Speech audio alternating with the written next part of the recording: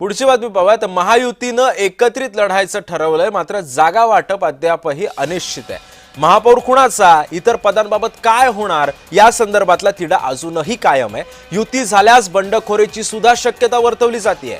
अधिकच कल्याण डोंबिवलीमध्ये तर भाजपनं 55 ते 60 जागा मागितल्यात अशी माहिती सूत्रांनी दिली आहे। मात्र भाजपला अधिक जागा देण्यास शिवसेनेनं मात्र विरोध केलाय। त्यामुळे भाजपला अधिक जागा देण्यास शिवसेनेचा विरोध आहे। आपण बघितलं असेल तर गेल्या काही दिवसांपूर्वीच महायुती म्हणून म्हणजे शिवसेना आणि भाजप मिळून 150 जागा मुंबई आणि ठाण्यामध्ये लढवणार होत्या।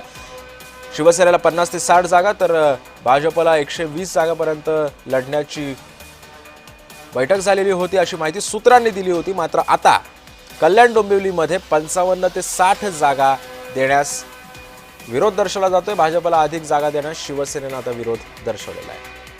या संदर्भात अधिक माहिती देत आहेत माझे सहकारी मनोज दयाळकर सध्या आपल्या सोबत आहेत। मनोज, आपण बघितलं असेल तर 150 जागा या महायुती म्हणून एकत्रित लढणार होते हे दोन्ही पक्ष, आणि आता कल्याण डोंबिवलीमध्येच चित्र आपण पाहतोय। भाजप 55 ते 60 जागा मागितल्यात आणि त्याला शिवसेनेनं विरोध केलाय।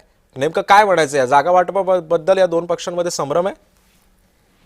नक्कीच सिद्धेश, महानगरपालिकेची निवडणूक आता काही महिन्यांवरती आहे आणि त्यामध्ये आपण बघितलं तर भाजप आणि शिवसेनेमध्ये वाद अंतर्गत म्हणजेच महायुतीमध्ये वाद अंतर्गत व्हायला सुरू झालेली आहे। कारण की एकमेकांचे कार्यकर्ते हे आपल्या पक्षामध्ये घेणं हे देखील आणि नेते पक्षामध्ये घेणे यावरून मोठा वाद हा सुरूच होता। आणि त्यानंतर आता महानगरपालिकेच्या निवडणुकीत महायुती एकत्र येण्याचं ठरलं। मात्र यासाठी बैठक देखील पार पडलेली आपण बघितलं। एकनाथ शिंदे आणि रवींद्र चव्हाण यांची पण अडचणी जागा वाटपासंदर्भात अद्यापही कायम आहे। महानगरपालिका निवडणुकीत देखील अनेक ठिकाणी संघर्ष आणि जागा वाटपाचा फॉर्म्युला हा निश्चित करणं कठीण हा महायुतीला होता। महापौर कोणाचा असेल तसंच इतर पदाबाबत काय या सर्व संदर्भामध्ये तिढा हा कायमच आहे। आणि जे नगरसेवक आजही ठाकरेंच्या सेनेकडे आहेत त्या जागा शिंदेच्या सेनेला देण्यात भाजपचा हा पूर्णपणे विरोध असणार आहे। आणि आधीच्या निवडणुकीत जिथे आमदार जिंकत ती जागा त्याला असा फॉर्म्युला वापरण्यात देखील अडचणी हा निर्माण मोठ्या प्रमाणामध्ये होणार। कारण की मोठ्या प्रमाणामध्ये या ठिकाणी इच्छुकांची संख्या ही जास्त असल्यामुळे हा अडचण निर्माण होणार। आणि दरम्यान युती झाल्यास दोन्ही पक्षांमध्ये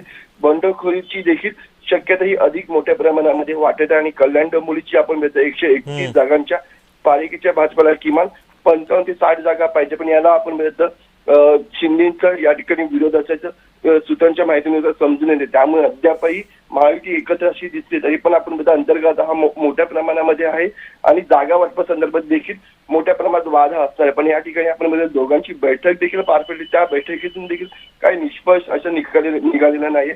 या संदर्भात काय पुन्हा बैठक घेण्यात येते, काय चर्चा होते हे देखील पाहणं महत्त्वाचं आहे। नक्कीच धन्यवाद मनोज, तुम्ही दिलेल्या अधिक माहितीबद्दल।